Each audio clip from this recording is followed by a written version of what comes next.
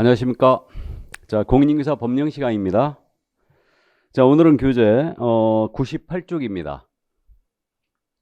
부동산 거래 신고 등에 관한 법률이에요. 자, 이 부분 이제 지난주에 했던 그 행정처분과 벌칙 있지 않습니까? 이 부분 이제 모두 암기 사항이기 때문에 우리 과목에 아주 어려운 부분이라고 했고요. 오늘도 역시 어려운 부분입니다. 그래서 어려운 부분만 지금 현재 남아 있는데, 자, 그럼 부동산 거래 신고 등에 관한 법률로 들어왔는데, 이 부분이 지금 그 32회 때는 무려 8개나 출제가 됐습니다. 그래서 상당히 많이 출제가 됐는데, 여기서는 이제 전체 출제 비중이 약 한 10% 내지 15% 정도. 그러니까 이제 보통 요즘 최근 시험에는 5, 6개를 출제해 왔는데, 32회 때는 조금 많이 출제했습니다. 이게 공법적 색채가 조금 강하기 때문에 여러분들이 조금 어려워하시는 부분이에요. 그래서 오늘은 줄기를 잡고 이제 디테일한 내용은 차츰차츰 우리가 익혀가자고요. 자, 그러면 이 법이 탄생했던 그 연역을 잠깐 말씀드립니다. 교재는 지금 99쪽에 그 연역이라고 돼 있지 않습니까? 이런 부분인데 비슷해요. 그래서 잠깐 이제 말씀을 좀 드리면요. 지금 현재 우리가 나가고자 하는 법이 부동산 거래 신고 등에 관한 법률이거든요. 부동산 거래 신고 등에 관한 법률. 그래서 이제 법령이라 하겠습니다. 그냥 뭐 시행령과 시행규칙을 포함하기 때문에 법령 이렇게 이제 부르겠습니다. 그럼 부동산 거래 신고 등에 관한 법령 이렇게 돼 있지 않습니까? 그럼 왜 이게 등자가 들어갔냐면 세 가지 제도를 여기서는 포함하고 있어요. 그 세 가지 제도라는 게 뭐냐면 실거래가 신고제죠. 이게 부동산 거래 신고제예요. 2006년도에 노무현 대통령 시절에 이게 도입이 됐습니다. 이게. 그리고 그 외국인에 대해서는요. 국내 부동산 등을 취득할 때는 신고나 허가제를 두고 있거든요. 그래서 외국인 부동산 등의 취득 신고 허가제가 있어요. 그리고 토지거래 허가제가 있습니다. 그리고 이번에 신설한 게 주택 임대차 계약 신고제가 들어왔죠. 그래서 6월 1일서부터 주택 임대차 계약 신고가 들어왔어요. 그래서 이 네 가지 제도 이걸 가지고 지금 현재 부동산 거래 신고 등에 관한 법률이다. 이렇게 지금 현재 탄생이 된 거예요. 그럼 연역을 잠깐 또 말씀드리면 이 부동산 거래 신고제를 노무현 대통령이 들고 나온 거죠. 그러니까 이제 이 실거래가를 노출시키겠다. 그래가지고 후일 역사가 평가하겠지만 노무현 대통령의 공적 중에 하나가 되지 않을까라는 생각이에요.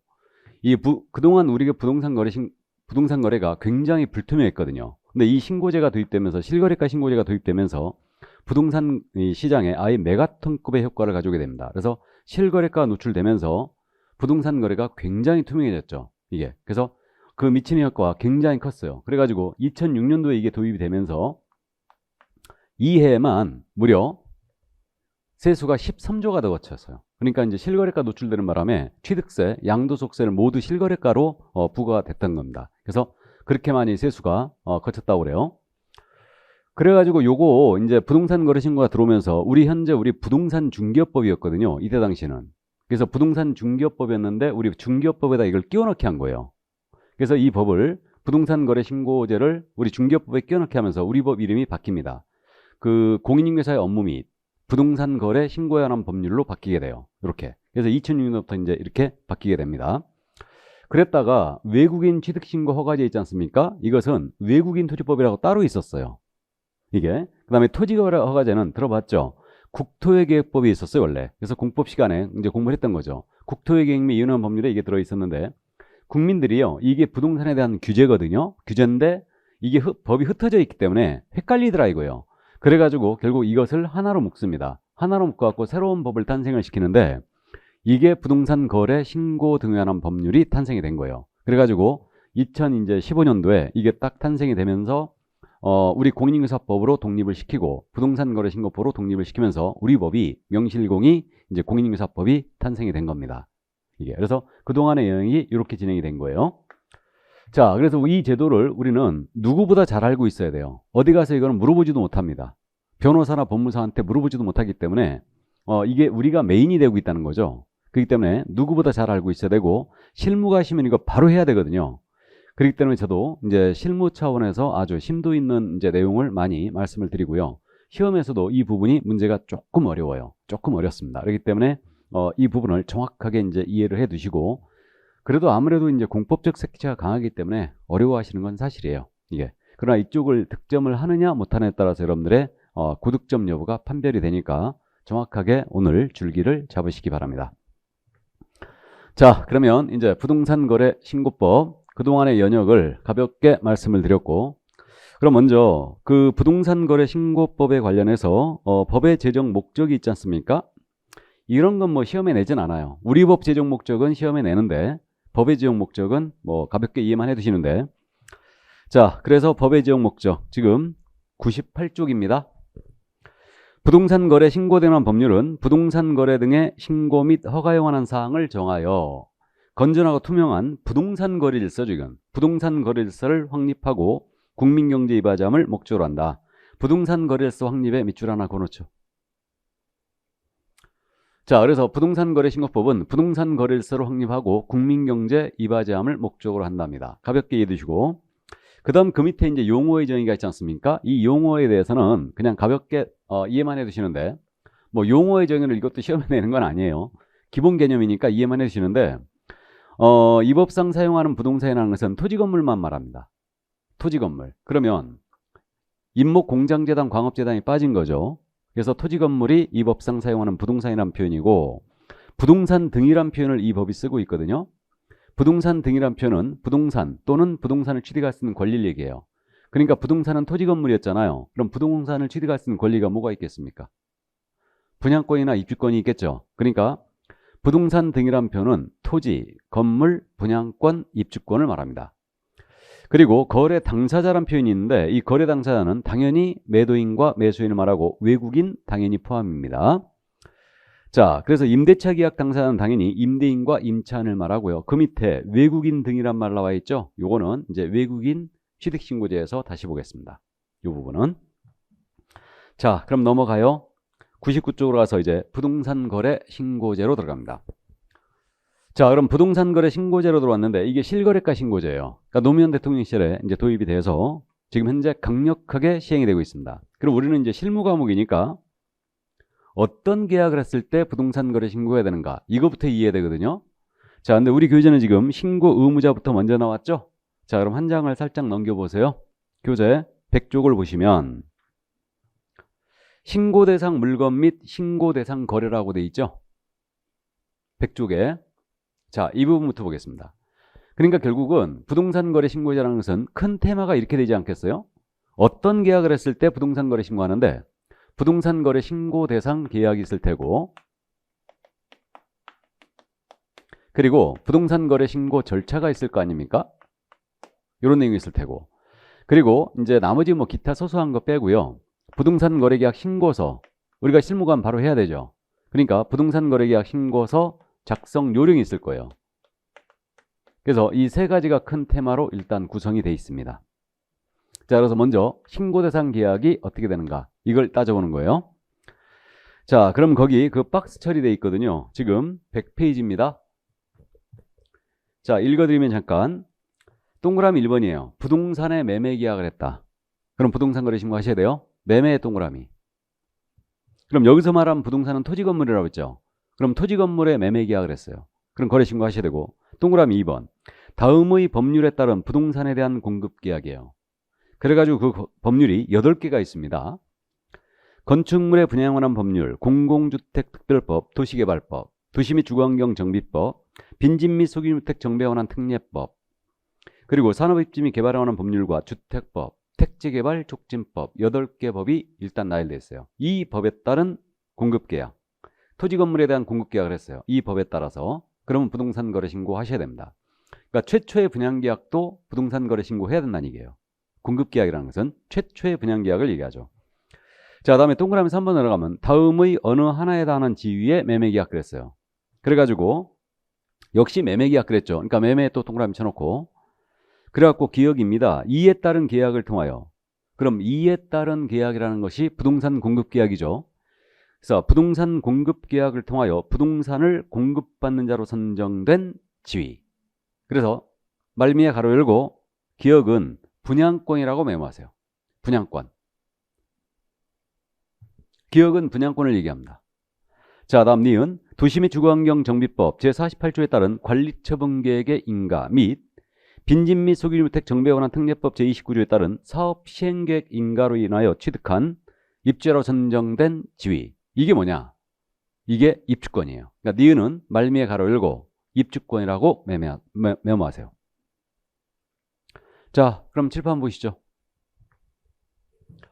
그럼 신고대상 계약은 정리하면 이렇게 돼요. 일단 계약의 종류는 뭐예요? 매매계약이다. 여기에 공급계약이 들어가 있는 거예요. 공급계약도 사실은 매매계약이죠. 그러니까 매매하는 겁니다. 이게. 그러면 매매계약이 하나니까 교환계약은 대상이 당연히 아니죠. 그러면 경매로 취득한다? 당연히 아니고 판결로 취득한다? 당연히 아닙니다. 그죠? 임대차 전세 당연히 아니죠. 이게. 그러면 부동산 거래 신고할 계약은 일단은 매매 계약에 한한다는 점을 꼭 기억해 주시고, 자, 다음 물건은 네 가지다. 물건은 네 가지다. 그래서 토지 건물에 대한 매매 계약을 했다. 그럼 거래 신고하셔야 돼요. 그럼 토지 건물이라면 이거는 면적을 따지지 않아요. 지분 거래 다 포함이에요. 지분도 포함이다. 토지 건물이라면. 자, 그 다음에 이제 부동산 취득할 수 있는 권리 두 가지가 있죠. 이거 매매하게 되면 거래 신고하셔야 돼요. 그럼 분양권을 전매 계약했다. 입주권을 전매 계약했다. 그럼 거래 신고하셔야 됩니다. 그럼 분양권은 뭐였냐면 이 공급 계약을 통하여 토지 또는 건축물에 대한 공급 계약을 통하여 부동산을 공급받는 자로 선정된 지위를 했어요. 이게 표현이 좀 그렇지만 이건 분양권을 얘기합니다. 이거는 그러니까 8개 법에 따른 공급 계약을 통하여 공급받는 자로 선정된 지위는 분양권이다. 자, 근데 입주권에 전매를 했다. 그럼 거래 신고하는데 이 입주권은 2개의 법에 따른 입주권이에요. 도시 및 주거환경 정비법. 그럼 여러분들은 정비법을 공법 시간에 공부하지 않습니까? 그럼 정비법에 따른 관리처분계획의 인가 및 빈집 및 소규모주택 정비에 관한 특례법이 있어요. 이걸 빈집법이라고 합니다. 그럼 빈집법에 따라 사업 시행계획 인가로 인하여 입자로 선정된 지위. 그럼 이게 선정될 수 있는 지위가 아니고 선정된 기회였지 않습니까? 그러니까 결국 이거 아니에요? 관리처분계획 인가를 여러분들이 공부하시는데 정비법에서 관리처분계획 인가가 떨어지면 자기가 들어갈 집과 대지가 어느 정도 특정이 돼버려요. 그죠? 특정이 됩니다. 사업 시행계획 인가를 받았잖아요. 빈집법에 따라서. 그럼 이것도 들어갈 집과 대지가 어느 정도 특정이 됩니다. 그러니까 이거는 결국은 제가 부르기를 입주권이라고 부르고 있지만 국토부도 입주권이라고 불러요. 이거를 입주권이라고 부르고 있지만 이건 사실상 분양권이다. 그러니까 들어갈 건물과 대지가 어느 정도 특정이 돼버렸으니까 이건 분양권이죠. 그래서 요 분양권, 입주권 2개의 법에 따른 입주권이었다. 그러면 이게 전매가 가능했다면 이걸 전매하게 되면은 부동산 거래 신고 들어오라는 얘기입니다. 감 잡았어요? 그러니까 매매 계약이 하나고 물건은 토지, 건물, 분양권, 입주권이다. 이렇게 이해해 주시고 여기에 플러스 돼 있는 게 8개 법에 따른 공급 계약이에요. 그럼 그 8개 법이라는 게 주택법, 택지개발 촉진법, 건축물에 분양하는 법률, 공공주택 특별법, 도시개발법, 도시 및 주거환경 정비법, 산입법, 다음에 빈집법 이렇게 8법이 있는데 이거 8개 법을 암기해야 될 것 같아? 안 해도 될 것 같아요? 안 해도 되겠죠? 그죠? 법 이름을 시험에서 바꿔내는 건 정말 치사한 질문입니다. 출제자가 바닥을 보이고 있는 거예요. 바닥을. 그래서 얼마나 낼 게 없으면 법 이름을 바꿔냅니까? 이게. 그래서 어쨌든 이 8개 법은 암기할 필요는 없을 걸로 보입니다. 그래서 나중에 문제풀이 할 때 어떻게 이걸 풀어내는가를 여러분들이 암기 안 해도 된다는 거를 보여드릴 거예요. 이거를. 그러면 여기서 이제 잠깐 공법에서 공부하는 6개 법 중에 3개 법이 들어갔죠. 주택법, 도시개발법, 도시 및 주거환경 정비법. 그러면 여러분들이 공법 시간에 건축법 있잖아요. 그죠? 그러면 건축법은 8개 법이 지금 안 들어갔죠. 그럼 시험에서 만약에 건축법에 따른 공급계약 이게 부동산 거래 신고 대상이냐? 이거 아니죠? 근데요, 이렇게 진짜 시험에 냈잖아요? 이렇게 무식한 지문이 없는 거죠. 아니, 건축법에서 무슨 공급계약이 어디 있어요, 건축법에. 그죠? 그런 거 없어요. 그러니까 이렇게 내는 것은 내가 무식하다 하고 출제자가 티를 내는 겁니다. 그러니까 뭐 이거 법을 암기할 필요 없을 것 같은데 건축법에 따른 공급계약 이런 거니까 무슨 법에 따른 공급계약 그러면 이 8개 법을 그대로 나열을 해요. 그러니까 그냥 신고 대상이다 이렇게 이제 잡으면 되는데 다만 주의할 점은 그거예요. 건축법에 따른 공급계약 같은 건 없습니다. 이런 거 없는데 이걸 주의해야 돼요. 건축법에 따라 건축된 건물의 매매 계약이라고 낸 거예요. 그럼 이거 거래 신고 해야 돼, 안 해야 돼? 이건 해야 되죠? 그러니까 결국은 건물의 매매 계약이었잖아, 이거. 이해되십니까? 그러니까 이제 요거 신고하셔야 돼요. 그러니까 이런 것들이 이제 우리가 차츰차츰 익혀 나갈 겁니다. 그래서 오늘은 매매 계약이 안 한다. 물건은 4가지다. 토지, 건물, 분양권, 입주권이다. 이때 분양권은요, 다 들어갑니다. 주택 분양권뿐만 아니고 상가의 분양권, 오피스텔의 분양권, 토지 분양권 다 들어간다고 생각하세요. 일단 물론 분양권 중에 빠져나가는 게 있긴 있는데 그건 우리 시험에 안 내요. 그러니까 그거는 일단 몰라도 되고요. 그러니까 주택이든 상가든 오피든 토지든 이 분양권 전매했다. 그러면 거래신고 다 하셔야 됩니다. 주택 분양권만 해당 사항이 있는 거 아니에요. 자, 그렇게 이제 감을 잡아두시기 바랍니다. 그리고 공급계약이 들어가 있다. 8개 법에 따라서. 자, 그럼 신고대상 계약을 해결을 했네요. 그러면 이제 그 밑에 신고기한이 있죠? 지금 100쪽 가고 있는 거예요, 지금도. 신고기한이 있는데 이 신고기한은 일단 계약의 체결일로부터 30일이에요. 체결일 밑줄, 30일의 밑줄. 색깔이 칠해져 있긴 있는데 그래서 계약을 체결한 날입니다. 잔금일이 절대 아니에요. 그래서 계약을 체결한 날로부터 30일 내 신고를 들어갑니다. 이게 원래 처음에 만들어질 때 30일이었어요.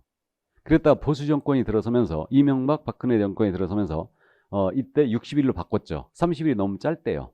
그래갖고 60일로 바꿨다가 다시 문재인 정부가 들어서면서 30일로 다시 바꿔놨어요. 원환복귀 시켰죠. 그러니까 처음에 이게 30일이었거든요. 그러니까 통계를 낼 때 60일로 하면 너무 길대요. 그러니까 너무 시간적 격차가 커가지고 이게 통계를 낼 때 별로 도움이 안 된다고 해갖고 30일로 하는 거예요. 근데 지들 통계 내든 말든 60일로 하든 30일로 하든 좀 일관되게 했으면 좋겠습니다. 자, 그래서 계약의 체결한 날로부터 30일 내에 부동산 거래 신고 들어갑니다. 이때 관할이 어디냐? 그 밑에 신고관청이라 써있죠. 이게 관할인데 이거는 토지 건축물 소재지 관할 시장군수구청장이에요. 부동산 소재지 관할 시장군수구청장이다. 이 자를 뭐라고 할 거냐면 신고관청이라고 부를 거예요. 토지 건물 소재지 관할 시군구청장. 그러니까 매수인의 주소지와는 전혀 관련이 없다는 얘기죠. 주소지와는 관련이 없습니다. 자, 그래서 이자에게 이제 부동산 거래 신고를 일단 들어간다. 이게 이제 신고관청이에요. 이게.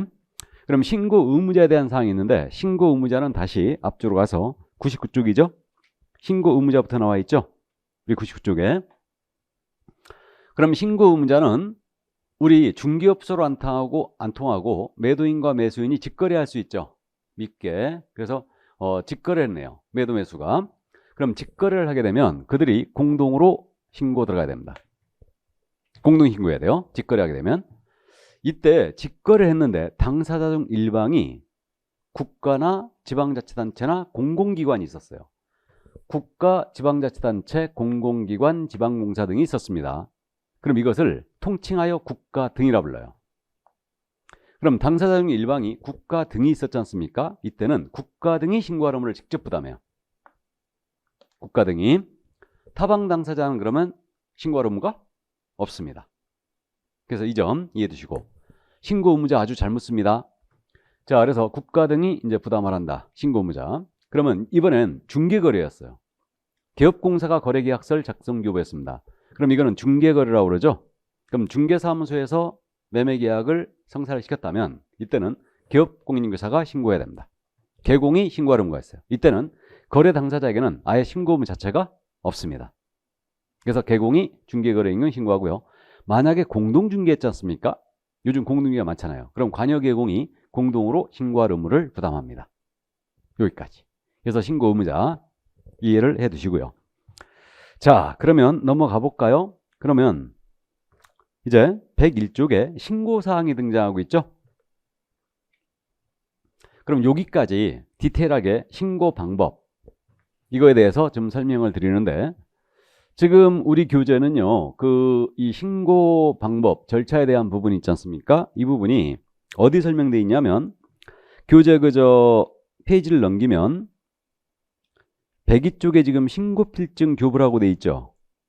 근데 구체적으로 지금 현재 신고 방법에 대해서는 구체적으로 명시를 안 했어요. 이 기초서기 때문에 세부적인 내용은 설명 안 했는데 여기서 이제 칠판을 보시고 들어만 두시기 바랍니다.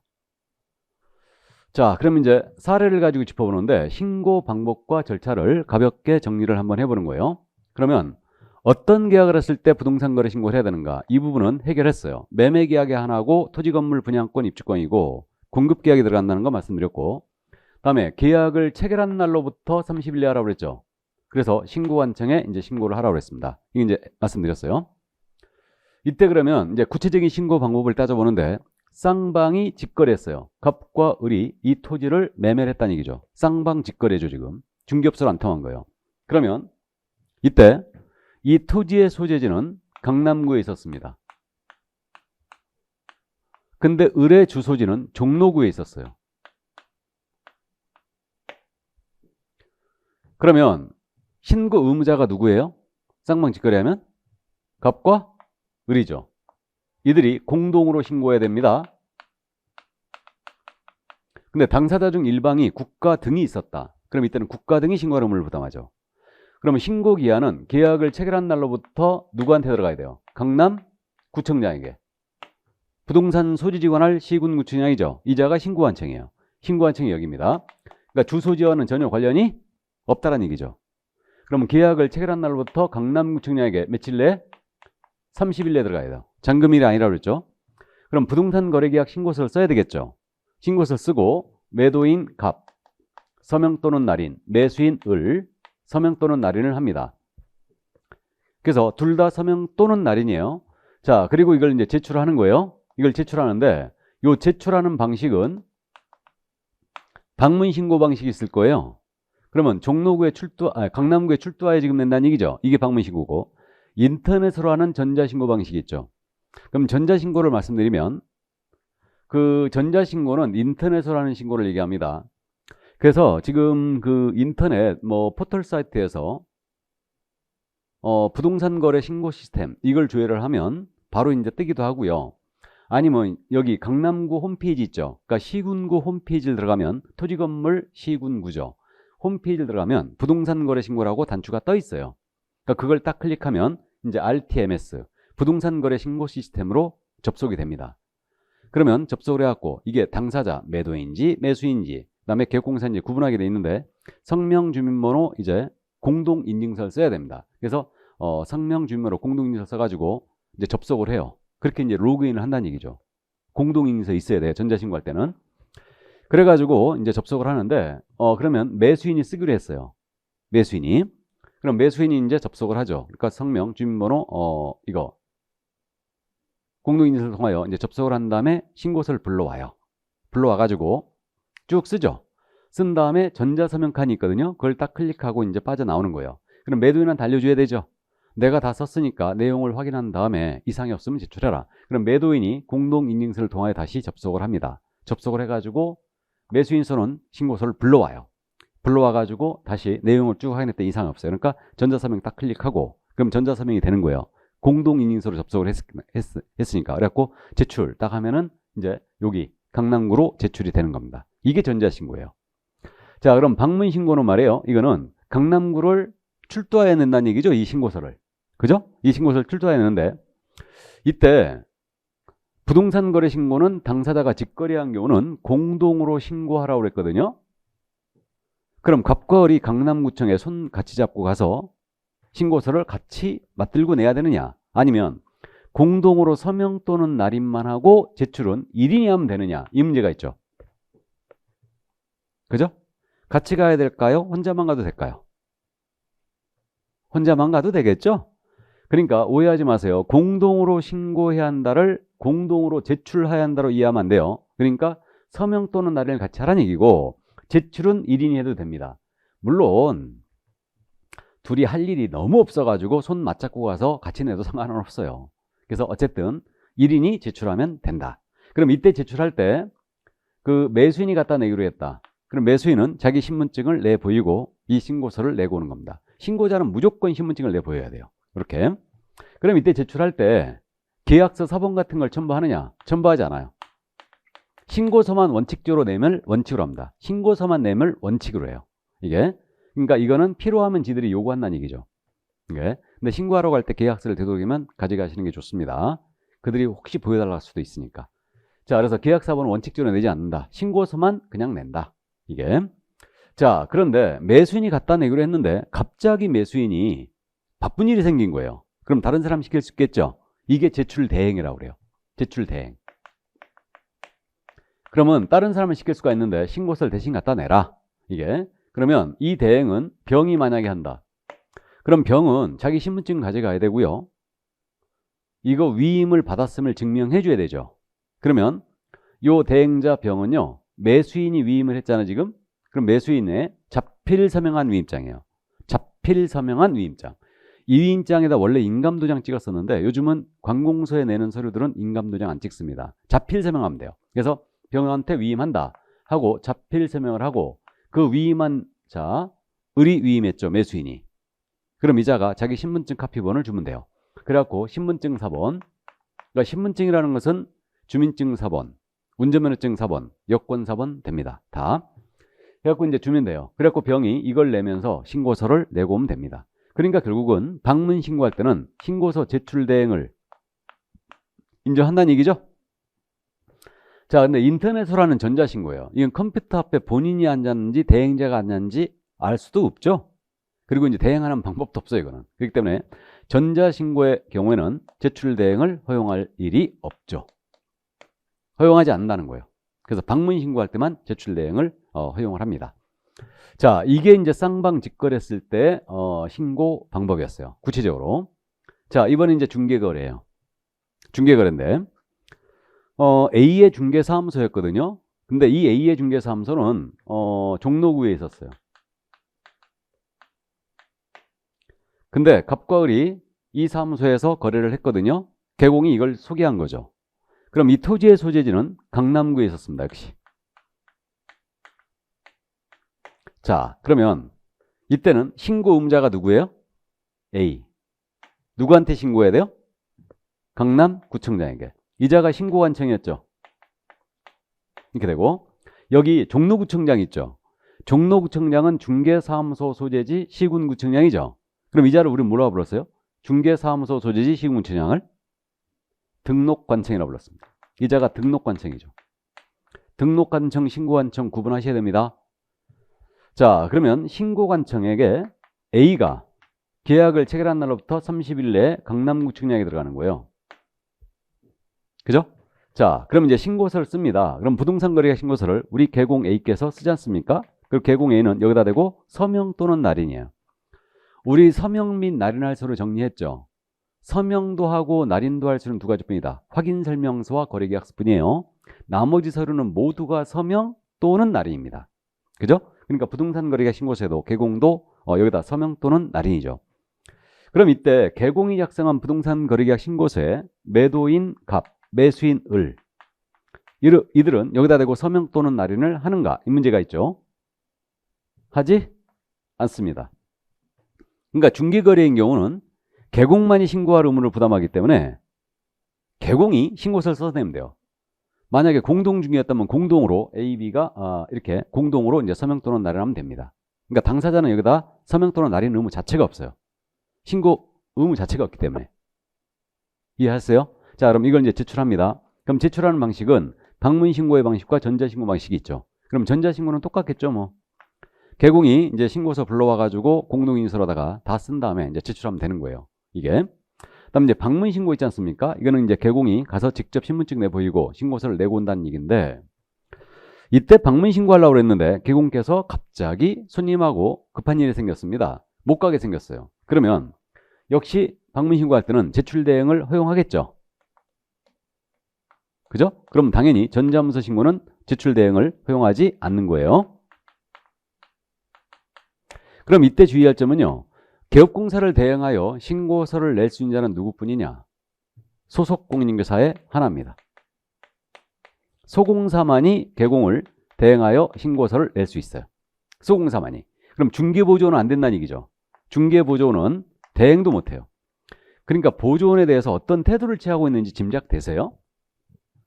그래서 소공만이 대행할 수 있어요. 그럼 소공은 자기 신분증 가서 내 보이는데 이때 개인을 대행하는 자처럼 소공도 개공의 자필서명 위임장과 개공의 신분증 사본을 내야 되는가? 이 문제가 있죠.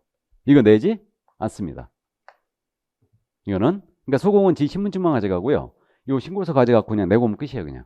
이게. 그럼 소공의 신분을 보장한다는 뜻이잖아요, 이거. 그러면 여기 강남구청장이 말해요. 이자가 개공 A의 소공인지 아닌지 어떻게 확인하면 되겠습니까? 등록관청에다 전화 한 통 때리면 되는 거죠? 아니면 협회에 전화 한 통 때리면 되죠. 협회 명단 다 통보돼 있으니까. 그죠? 자, 그래서 결국은 소공은 이렇게 자기 신분증만 가져가서 내고면 된다. 개공에 자필서명 위임장과 신분증 사본을 내지 않습니다. 이게. 그래서 이게 이제 구체적인 신고 방법, 절차에 관한 내용이었습니다. 이게. 그러면 이제 여기까지 이제 살펴봤는데,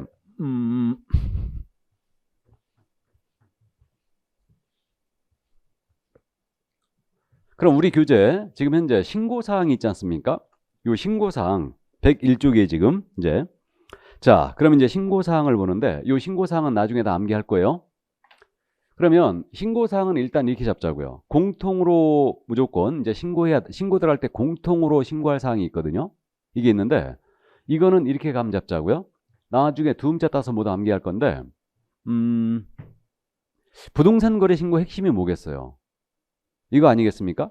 누가 어떤 부동산을 언제 얼마에 거래했냐, 이게 핵심 아니겠어요? 그죠? 그러면 보세요. 누가 거래 당사자 인적사항 신고해야 되죠. 어떤 부동산을, 거래상 부동산의 소재지, 지목, 지번 지목, 종류, 면적.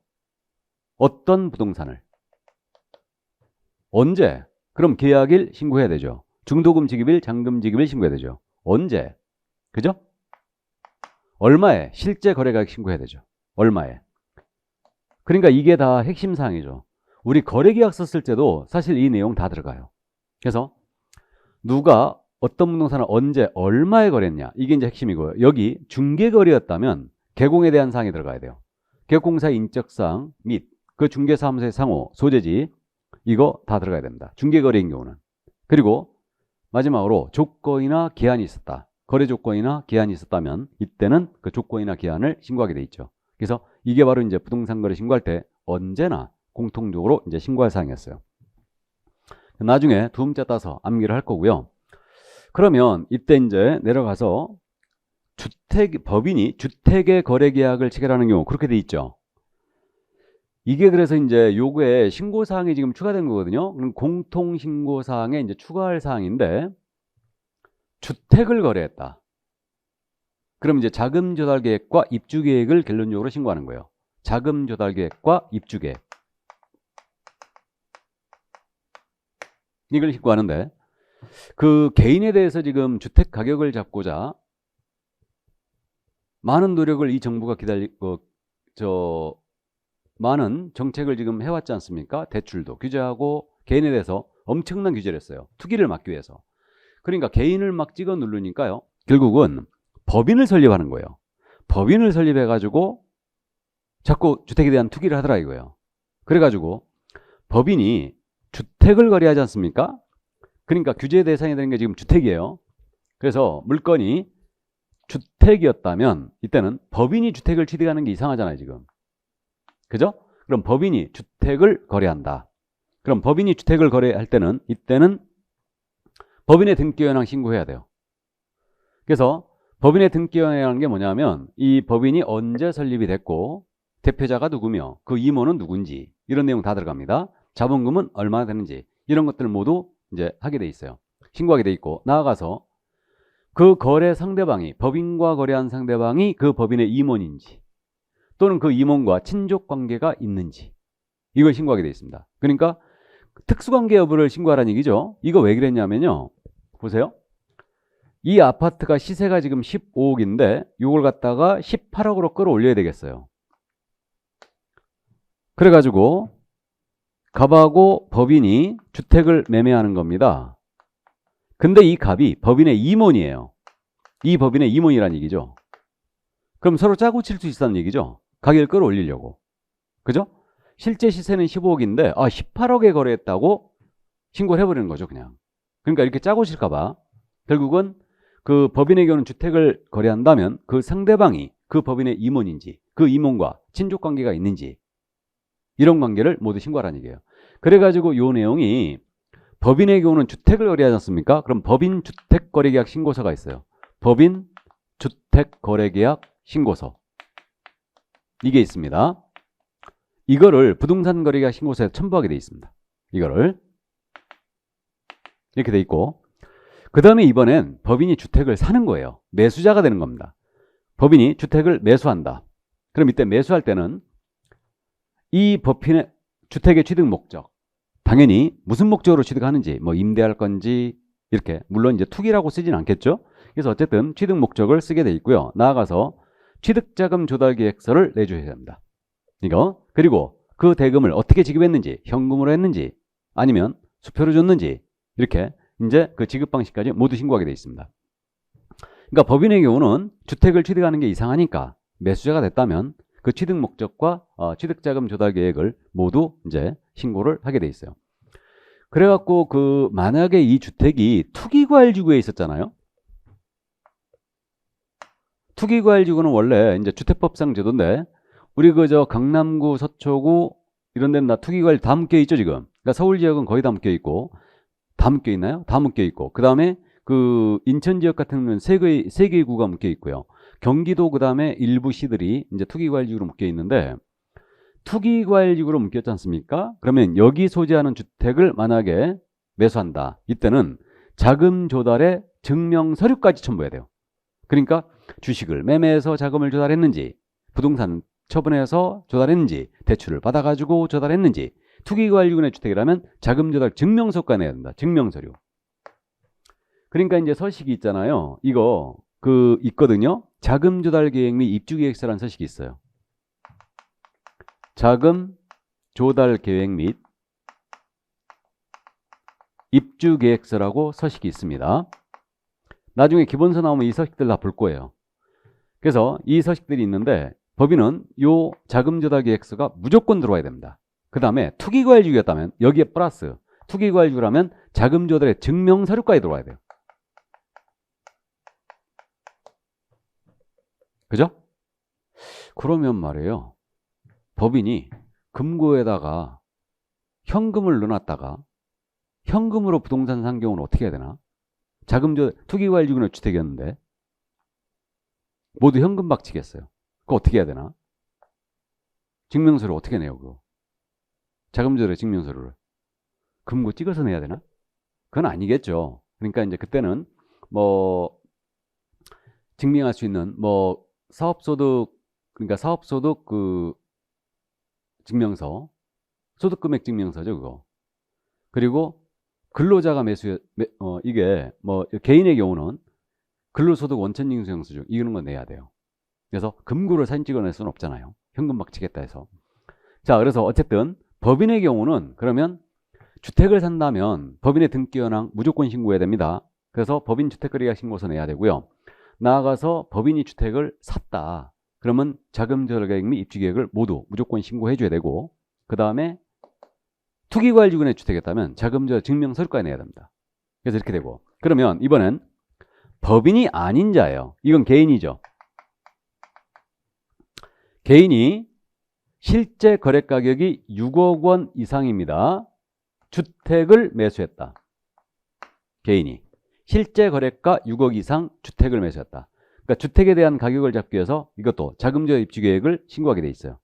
그래서 개인이 6억 이상 주택을 매수했다. 그럼 이때는 자금 조달 계획 및 입주 계획이죠, 이게. 이거를 신고하게 돼 있어요. 신고하게 돼 있고 자금 조달 계획 및 입주 계획서 그 서식을 내라는 얘기예요. 6억 이상인 주택은 이렇게 되고요. 그러나 투기과열지구나 조정대상 지역에 소재하는 주택이었잖아요. 투기과열지구나 조정대상 지역. 조정대상 지역이 어딘지 알죠? 여기 있는 주택을 매수를 한다면 이때는 자금 조달 입주 계획을 내야 됩니다. 그럼 이 얘기네요. 개인이 투기과열지구나 조정 대상에 있는 주택이었다. 이건 금액의 기준이 없죠. 무조건 자금 조달 계획과 입주 계획 들어와야 돼요. 맞죠? 근데 투기과열지구나 조정 대상 지역이 아니었잖아요. 아니면 이때는 6억 이상의 주택을 매수했을 때만 자금 조달 계획과 입주 계획을 내게 돼 있습니다. 이해되셔요? 여기 이용 계획이랬는데 이거 입주 계획을 얘기합니다. 그러니까 자금 조달 입주 계획서라고 돼 있어요. 서식이.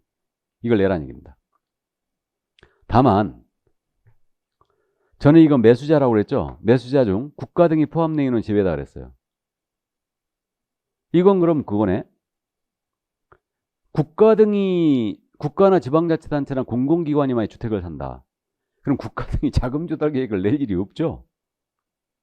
그죠? 그러니까 이제 매수자가 국가 등의 경우는 제외 이렇게 돼 있어요. 그 있잖아요. 근데 우리 교재 101쪽에 말이에요. 법인이 없고요. 한 장을 넘기면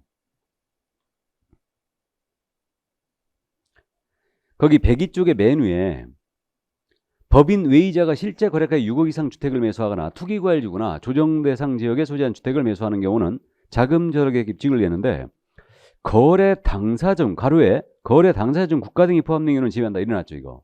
표현이 틀리죠. 저는 매수자라고 해놨고 거래 당사자가 포함된 경우는 제외한다 그랬어요. 그러면 국가가 매도인이 됐을 때도 자금 조달 계획을 낼 일이 없네요. 지금 현재 표현으로 봐서는. 그래서 책에 있는 내용이 맞습니다. 원래 현재 법문이 그래요. 그래가지고 지금 국가가 주택을 팔든 국가가 주택을 사든 당사자의 국가 등이 포함되어 있으면 자금 조달 계획을 안 낸다는 거죠. 근데 이거 안 맞죠. 국가로부터 개인이 주택을 매수하는 거예요. 그럼 이자는 자금 조달 내야죠. 근데 지금 현재 우리 법문은 거래 당사자의 국가 등이 포함된 경우는 제외한다 그랬기 때문에 결국은 국가가 매도인 경우도 이거 안 낸다는 결론이 나오거든요. 근데 이거 잘못된 거죠. 그래서 2번 32회 때 이걸 냈지 않습니까? 실무에서 근데 어떻게 하냐면요. 실무에서는 국가로부터 개인이 매수한다. 그러니까 뭐 토지공사로부터 개인이 매수한다. 주택을. 그러면 자금 조달 내라 하거든요. 실무에서는. 근데 공공기관에 들어가 있으면 지금 제외된다고 그랬잖아요. 안 맞잖아 지금 실무하고도. 그러니까 이건 법 자체가 잘못된 거니까 매수자가 국가 등인 경우는 제외시키는 게 맞죠. 국가 등으로부터 취득하는 개인은 내야죠. 이걸 그래갖고 내는 바람에 결국은 복승답 처리였어요. 실무에서 이렇게 하고 있기 때문에. 그래서 저는 미리 이걸 매수자를 국가로 바꿔놓은 거예요. 그러니까 매수자가 국가 등인 경우는 제외한다라고 바꿔놓은 겁니다. 입법 예고도 현재 이렇게 돼 있어요. 이건 매수자로 바꾸는 걸로 현재. 자, 그러면 정리하면 이렇게 돼요. 자금 조달 계획과 결국은 이제 입주 계획을 내는데 법인이 주택을 사잖아요. 그러면 법인이 주택을 사면 법인 주택거래가 신고서하고 자금 조달 입주 계획서 무조건 내야 돼요. 금액에 관계없이 법인은 무조건 내야 됩니다. 그리고 투기과열지구라 하면 자금 조달의 증명 서류까지 내야 되다. 그럼 개인이었다. 개인이 주택을 매수했을 때는 이때는 어떻게 되냐면 자금 조달 입주 계획을 내는 경우가 어떤 경우냐면 개인은 투기과열지구나 조정대상 지역에 있는 주택이었다. 이때는 금액 기준이 없어요. 무조건 내야 되고 투기과열지구나 조정대상 지역이 아니었다면 개인은 6억 이상 실제 거래가 6억 이상 주택이었을 때 자금조달 입주 계획을 내게 돼 있습니다. 이해하셨어요? 물론 개인도 투기과열지구의 주택이었다면 자금 조달의 증명 서류까지 모두 내야 됩니다. 조금 어렵죠? 그래서 여기까지 이제 감을 잡아두시기 바랍니다. 자, 그럼 자금 조달 입주 계획을 좀 더 설명을 드렸고요. 이 부분에 대해서 그럼 이제 신고 사항이 무엇인지를 정리를 다 했어요. 자, 그러면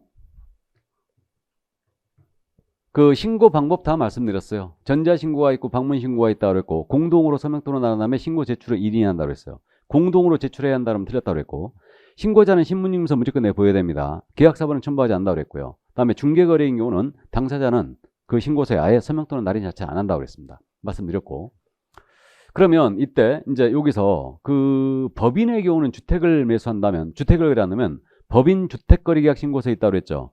법인 주택거래계약 신고서 이게 있다고 그랬고 자금 조달 입주 계획은 실제 거래가 6억 이상이라든가 법인이 주택을 샀다든가 투기과열지구나 조정대상 지역에 있는 주택을 거래한다. 그러면 매수인은 자금 입주 계획서를 작성해야 됩니다. 그죠? 그럼 이걸 작성을 해서 본인이 계약 체결부터 30일 내에 별도로 낼 수도 있어요. 별도로 낼 수도 있고요. 근데 법인 외의자가 또는 매수인 외의자가, 그러니까 이거는 법인 주택거래약 신고서는 법인이 작성해야 되고, 자금조달계 입주계획서는 매수인이 작성해야 되잖아 원래. 그죠? 법인이 매수인 경우도 당연히 포함이고요. 작성하는데 단독으로 이거 서명 또는 날인이죠. 그래서 이 서류를 신고를 하는 사람한테, 신고서 내는 사람한테 줘야 되겠죠. 그래서 법인 또는 매수인 외의자가 법인 주택거래약 신고서하고 자금 입주계획서를 제출한다. 그러면 법인하고 매수인은 이걸 작성해서 언제까지 줘야 되느냐? 25일 내에 줘야 돼요. 25일 내에. 그래서 25일 내에 신고하려는 자에게 줘야 됩니다. 이거를. 자, 그래서 그 25일 내에 요거를 이제 제공을 해 줘야 됩니다. 근데 요 디테일한 내용은 지금 현재 우리 자료에 지금 교재 이게 안 보이는 것 같은데 지금. 그죠? 지금 안 보여요. 그래서 이건 이제 우리가 기본서가 나오면 다 나올 거니까 감만 잡아두세요. 법인 주택거래약 신고서하고 매수인은 자금 입주계획서를 작성해서 신고하려는 자에게 언제까지 줘야 된다고요? 계약을 체결한 날부터 며칠? 25일. 우리 과목의 유일한 25일. 25일 내에 이거를 제공을 해줘야 됩니다. 이때까지 안 주면 자기가 직접 내야 돼요. 30일 내에 직접 지출해야 됩니다. 그래서 이 정도 이해만 해 두시고요. 자, 그러면 구체적으로 이제 신고 방법. 자, 그러면 그 다음 절차가 이제 신고필증을 발급합니다. 그럼 102쪽에 신고필증의 교부라고 나와 있죠? 신고필증의 발급. 자, 그러면 그 신고관청은 신고를 받았잖아요. 그럼 신고 내용을 확인한 다음에 신고필증을 지체 없이 발급합니다. 지체 없이. 즉시하고 지체 없이 차이를 말씀드렸죠. 이건 즉시예요, 즉시. 지체 없이입니다. 즉시가 아니고 지체 없이 발급하게 됩니다. 원래 즉시였어요. 근데 지체 없이 바꿔버렸죠. 왜 그러냐면 우리 담당 공무원들이 즉시 처리하게 돼 있으니까 6시에 퇴근을 칼퇴근을 못 하는 거예요. 우리 문재인 대통령이 지시했죠. 칼퇴근 시키라고. 공무원들. 그죠? 그러니까 지체 없이 바꾸는 거예요. 그러니까 즉시는 3-4시간을 처리하니까 그날 접수되면 처리하는 게 맞거든요. 이게 그러니까 지체 없이 바꾼 겁니다. 칼퇴근하라고. 자, 그러면 이제 요거 신고필증이 발급이 됐지 않습니까? 그럼 계약서의 검인을 받은 것으로 간주합니다. 그럼 계약서의 검인 제도가 뭐냐면요. 이게 부동산 등기 특별주법에 있는 내용인데 공시법 시간에 혹시 들어봤을지 모르겠는데 부동산에 대한 소유권 이전 등기하지 않습니까? 부동산에 대한 소유권 이전 등기를 할 때는 시군구청장이죠. 부동산 소재지 시군구청에 가서 검인하고 찍힌 도장 하나 받아와야 돼요. 이 제도는 투기와 탈세를 방지하기 위해서 시행되는 제도인데 근본적인 목적은 탈세 방지예요. 세금 추적입니다, 이거. 근데 부동산 거래계약 신고를 했잖아요. 그럼 신고필증이 발급이 됐잖아요. 그럼 이 검인 도장을 받은 것으로 보겠다 이거예요. 검인이 의제돼 버립니다. 그래야 검인제도가 유명무실했어요. 그래서 여러분들이 혹시 지금 살고 계신 주택을 살 때 2006년도 전이었다면 등기 권리증 한번 펴보면요. 검인하고 찍혀 있어요. 근데 2006년도부터는 부동산 거래 신고제가 시행이 됐기 때문에 검인 도장 찍지 않습니다. 신고필증으로 대신해요. 그래서 이전 등기 할 때 신고필증을 첨부하게 돼 있죠. 공시법 시간에 공부합니다. 그래서 검인을 받은 것으로 본다. 이 검인을 신고필증 받으면 자 이렇게 돼 있고요. 자, 그래서 이제 이 정도 이해하시고 나머지 서류들에 대해서는 이제 쭉 다 첨부가 돼야지 신고필증을 당연히 발급을 해줍니다. 자, 그러면 해제등기 신고가 나오죠. 해제등기 신고. 이 해제등기 신고는 여기서부터 좀 쉬었다 할까요? 예. 잠시 커피 한 잔 먹고 쉬었다 하도록 하겠습니다. 잠시 쉬죠.